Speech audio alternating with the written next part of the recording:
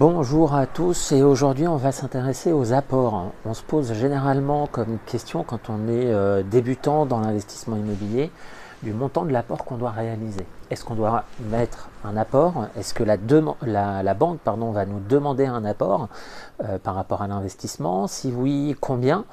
Quelle proportion?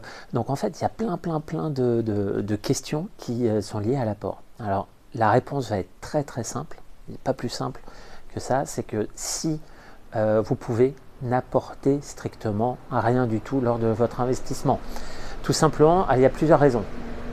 Tout simplement, première raison, c'est que globalement, vous allez faire bénéficier, en tout cas vous allez bénéficier de ce qu'on appelle l'effet de levier. C'est-à-dire que plus vous empruntez et moins vous mettez de l'argent de votre poche, plus globalement vous allez tout simplement faire travailler de l'argent qui ne vous appartient pas.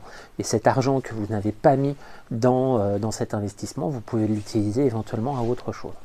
Deuxième élément, ne pas mettre d'apport, tout simplement parce que le banquier, quand il va analyser votre dossier, il va aussi regarder le montant des liquidités. Alors pour le premier investissement c'est moins vrai, mais pour le deuxième, il va voir si vous avez des liquidités. Or si vous avez mis tout votre apport dans le premier investissement, il va vous dire faut attendre un peu, mettez un peu d'argent de côté parce que là vous n'avez pas assez de liquidités. Donc gardez au maximum vos liquidités. Autre élément, certains d'entre vous, à travers les différents sociaux, me posent la question de savoir si aujourd'hui les banques prêtent sans apport et prêtent jusqu'à combien.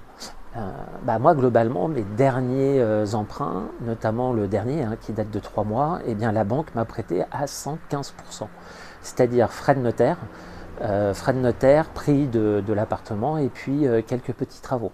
Donc la possibilité de faire un emprunt à 110 voire 115% est possible même dans la situation que l'on vit actuellement.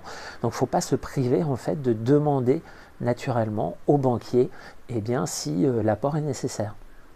L'une des erreurs que l'on fait quand on est au début de l'investissement, et notamment du métier d'investisseur, c'est tout simplement de dire, voilà, je vais voir mon banquier et puis je vais lui dire que je peux mettre tant d'apport. Non, c'est pas ça qu'il faut faire.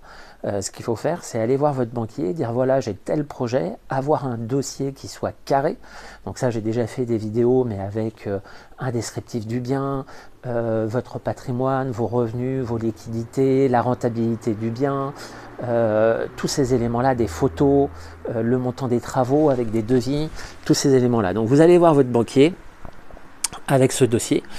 Vous lui dites, regardez, ça s'autofinance très largement, il n'y a pas de problème, même si je n'apporte rien. Donc, moi, je vous demande un prêt sans apport, tout simplement. Qu'est-ce que vous craignez? Qu'est-ce que vous craignez? Vous craignez quoi? Qu'il puisse vous dire oui? Et donc là, vous gagnez le max, quoi. C'est-à-dire que c'est banco pour vous. Ou alors il va vous dire non, et puis il va vous dire non, mais par contre on est d'accord pour vous suivre, mais par contre il faudra mettre 10, 15, 20%. Mais partez pas du principe que quand on investit dans l'immobilier, il faut obligatoirement apporter de l'argent. Non, ça c'est un faux principe. Donc voilà, donc c'est vraiment le message que j'ai à vous donner dans le cadre de cette vidéo, c'est que quand vous allez voir votre banquier, ne vous tirez pas une balle dans le pied.